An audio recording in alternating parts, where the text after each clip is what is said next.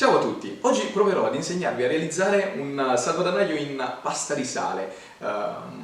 Questo video, a differenza di quelli precedenti, sarà un pelino più tecnico, quindi la realizzazione dell'oggetto avrà bisogno di un pochettino più di attenzione e un pochettino più di tempo, però voi provateci perché alla fine della prova, quando avrete il salvadanaio in mano, vi assicuro sarete felici ed orgogliosi di averci provato e del risultato ottenuto. Prendete un foglio di carta e da questo realizzate 3 coppie di dime con queste dimensioni. La prima 9,5 con l'altezza minore di 4 e l'altezza maggiore di 6. La seconda con base 13 altezza 4. La terza coppia con base 17 e altezza 7,5. Preparate della pasta di sale. Vi ricordo che per prepararla sarà sufficiente unire 2 tazze di farina, una tazza di sale e una tazza di acqua. Se volete saperne di più, sotto allegherò un link, apritelo, è un video nel quale vi spiego come si lavora e i segreti della pasta di sale. Prendiamo un foglio di carta forno e lo posizioniamo sul piano di lavoro, dopodiché adagiamo sopra di questo la pasta di sale e iniziamo a stenderla. Il foglio di carta forno servirà per poter muovere poi i pezzi che andremo a creare senza rovinarli. Stendiamo e stendiamo fino ad ottenere una sfoglia alta più o meno mezzo centimetro. Finito di stendere il foglio di pasta di sale, andiamo a posizionare sopra le dime. Mi raccomando, quando posizioniamo le dime cerchiamo di ottimizzare gli spazi. Posizionate le dime, prendiamo un coltello da cucina, uno di quelli grandi, e iniziamo a tagliare la pasta seguendone le forme. Ritagliamo col coltello da cucina e lo facciamo per tutti i bordi, così. I pezzi ottenuti possono essere fatti asciugare semplicemente all'aria, ma ci vorranno più o meno 5 giorni, perché sono alti mezzo centimetro, quindi indicativamente 1 millimetro al giorno. Io vi consiglio di cuocerli in forno a 50 gradi per più o meno 4 ore. Questo vi consentirà di procedere subito con la fase successiva, che è quella dell'assemblamento, che è anche la più carina. Una volta tirati fuori dal forno, i pezzi saranno pronti per essere decorati e completati. Iniziamo dalle 2 falde più grandi, che serviranno a creare il tetto. Creeremo delle piccole tegoline da andare a posizionare su queste e ora vi farò vedere come. Prendiamo una delle 2 falde e iniziamo a creare delle tegoline che man mano inizieremo a mettere dal basso verso l'alto. Prendiamo un po' di pasta di sale e con questa formiamo dei piccoli serpentelli. In questa maniera. Ecco qua. Prendiamo un coltello da cucina e tagliamo dei piccoli pezzettini, tutti uguali, o comunque il più simile possibile. Questi rettangolini fateli diventare palline. Prendiamo una pallina e la trasformiamo in una tegolina dandogli una forma rettangolare, in questa maniera. Non devono essere precise, perché sembrerà poi più carino il risultato finale se non sono perfette, quindi non state a preoccuparvi. Finito di posizionare la prima fila di tegoline, possiamo iniziare con la seconda. Quindi basterà mettere, in questa maniera, la seconda tegolina. Così, accavallandole semplicemente e continuando per tutta la fila. Finito di mettere le tegoline nella prima falda, possiamo passare alla seconda. Ed ecco finalmente le 2 falde finite del tetto, con tutte le tegoline posizionate. Ricordatevi che il tetto avrà anche un caminetto, quindi al fine di poterlo posizionare dobbiamo togliere 4 tegoline e lo dobbiamo togliere in una delle 2 a piacere, in alto a sinistra o in alto a destra. Tolte le 4 tegole, si è così creato lo spazio per il caminetto. Da un foglio di plexiglass ricaviamo un rettangolo di dimensioni 21 x 15. Questo diventerà la base sulla quale andremo ad appoggiare poi il salvadanaio. Con una penna e una dima creiamo un foro nel centro della base. Segnato il punto nel quale vogliamo creare il foro, ritagliamo.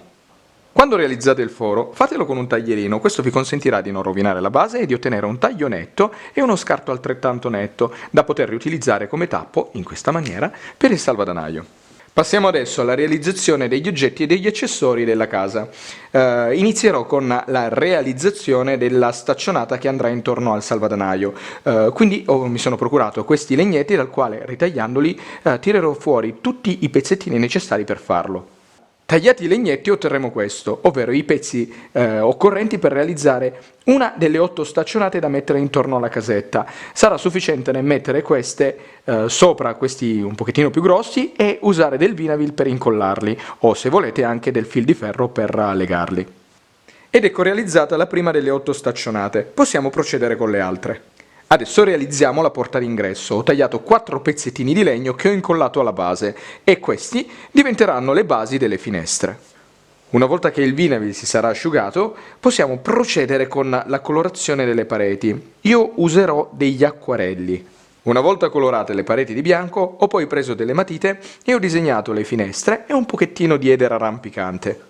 Adesso riprendiamo la base in PVC che avevamo creato prima e su questa andiamo a stendere uno strato di pasta di sale alta mezzo centimetro, ma prima andiamo a chiudere questo buco, questo, lo andiamo a sigillare con del nastro di carta con una forma a croce, sia davanti che dietro. Mettendo lo scotch di carta eviteremo che, una volta messi i soldini all'interno del salvadanaio, il tappo cada. Una volta applicato il foglio di pasta di sale, ritagliamone i bordi e togliamo la parte centrale. Facendo così si permetterà poi un domani di togliere i soldi dal salvadanaio senza che questo venga rotto. Adesso prenderemo i pezzi e man mano li affonderemo letteralmente nella pasta, in modo che questa faccia da supporto dei pezzettini della casa. Così.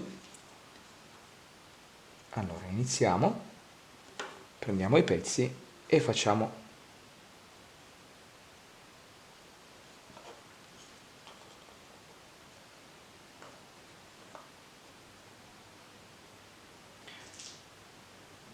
mettendo un po' di pasta di sale all'interno della casetta, negli angoli, questa farà da legante.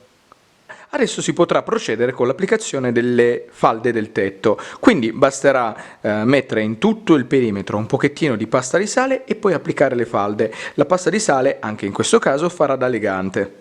E così abbiamo posizionato anche le falde del tetto. Come potete notare ho anche creato il caminetto. In realtà ho preso una pallina di pasta di sale, ho fatto una forma rettangolare e poi con uno stuzzicadenti ho creato un buco. Ricordatevi che una volta posizionate le falde del tetto sarà proprio questo il momento nel quale bisognerà creare il foro per poi far passare i soldi all'interno del salvadanaio. Per fare questo sarà sufficiente prendere un coltello e grattare via qualche millimetro delle tegole che avevamo posizionato precedentemente. Messe le falde del tetto, ho piazzato tutto intorno le staccionate, immergendole semplicemente nella pasta di sale.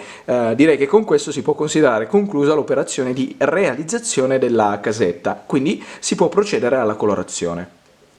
Per quanto riguarda la colorazione, io, dato che questa doveva ricordare un po' una baita di montagna, ho deciso di usare del grigio per le tegole del tetto, in modo che queste possano assomigliare vagamente alla pietra di luserna, che è tipica della montagna. Stessa cosa l'ho fatta per le soglie d'entrata, questi 2 pezzettini li ho fatti diventare grigi, e poi ho creato praticamente in tutta la base un effetto color terra e erbetta, quindi ho utilizzato del marrone e del verde.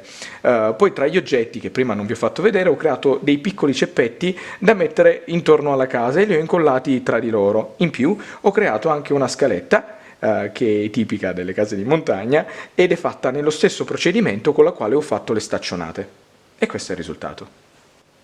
Ricordatevi che una volta che avrete finito di colorare il salvadanaio potrete passare della vernice trasparente lucida. Questa permetterà di far acquisire al salvadanaio una colorazione molto più accesa e il risultato sarà molto più carino. E con questo il video si conclude, spero che sia stato utile per imparare qualcosa di nuovo e di carino. Se il video vi è piaciuto mi raccomando lasciate un commento, mettete un mi piace ma soprattutto iscrivetevi al canale. Detto questo vi saluto e vi aspetto al prossimo video.